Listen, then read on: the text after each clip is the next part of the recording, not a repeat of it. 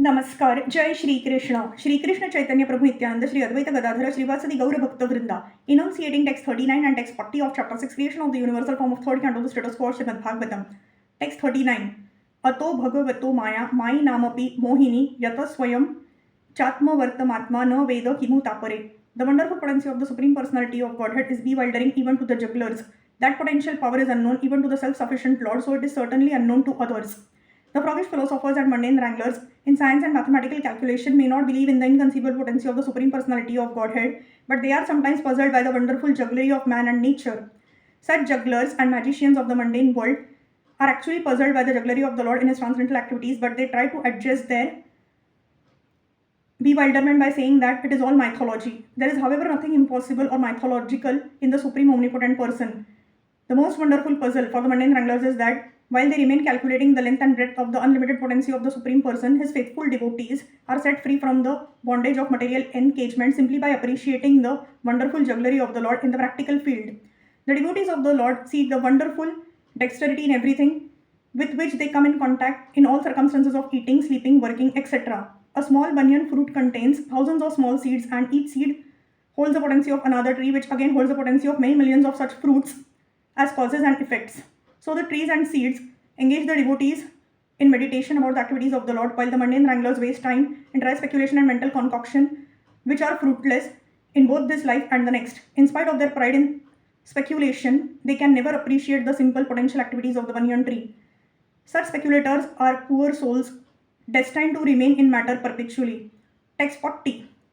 Yato aprapya न्यवर्तन्त वाचशच मनसा सह अहम चान्य इमे देवास्तस्मै भगवते नमः.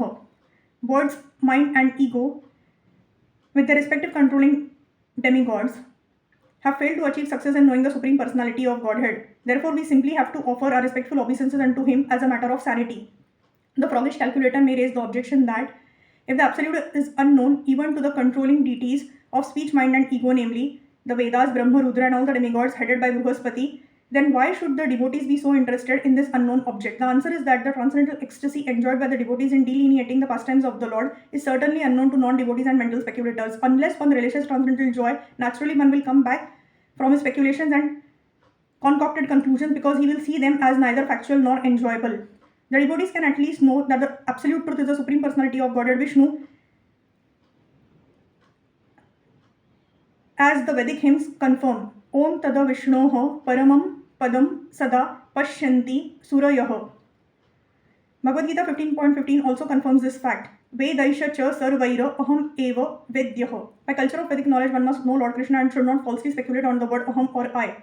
The only method for understanding the supreme truth is devotional service, as stated in Bhagavad Gita 18.55. Bhaktya mam abhijanati yaman yasha chasmi tatvatah. Only by devotional service can one know that the ultimate truth is the personality of Godhead and that Brahma and Paramatma are only his partial features. This is confirmed in this verse by the great sage Maitreya. With devotion he offers his sincere surrender Namaha to the Supreme Personality of Godhead Bhagavate. One has to follow in the footsteps of great sages and devotees like Maitreya and Vidur, Maharaj Parikshit and Shukadeva Goswami, and engage in the transcendental devotional service of the Lord if one would know his ultimate feature, which is above Brahma and Paramatma. Thus end the Bhakti Vedanta purports of the third canto, 6th chapter of the Srimad Bhagavatam, entitled Creation of the Universal Form.